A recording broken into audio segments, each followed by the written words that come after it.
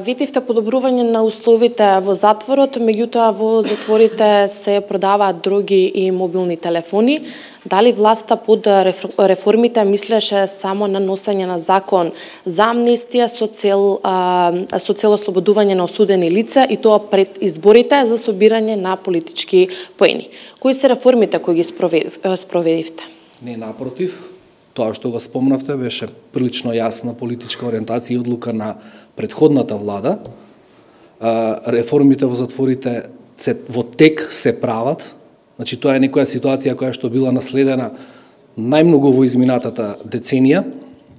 Ја би можел да ве поканам, односно во име на управата, како се викаше институцијата, само момент, за извршување на санкции. Сигурен сум, знам, дека постојано медиуми и новинари се јавуваат за посета.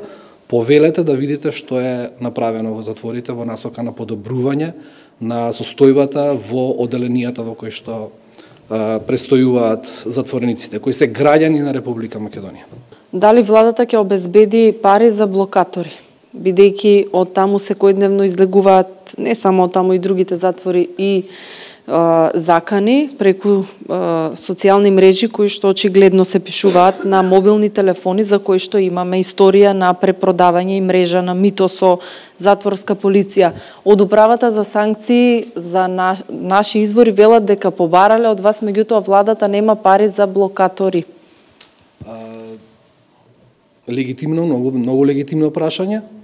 Состојбата која што ја посочи, ја гледаме сите на социјалните мрежи во медиумите, останува да ја увидиме состојбата, односно правата за санкции и официјално тоа да го каже, и се разбира дали една од мерките кои што би биле преземени се блокатори, дали има некој друг начин, останува да се процесира по официјален документ кој што би го добиле во владата од управата за санкции, дека таа ситуација постои, дека ќе предложат сет мерки и се разбира дека владата ќе стори се што е во рамките на нашите надлежности.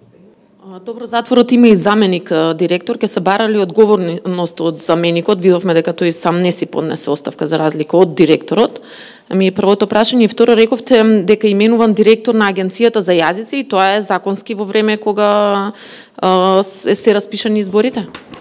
Да, имате во самото соопштение. Тоа е законски, бидејќи именувањето извршено во согласност со законските прописи, односно конкурсот за избор на директор е објавен пред објавување на изборите. Тоа е законски. Во однос на заменикот, во моментов не би имали информација за тоа.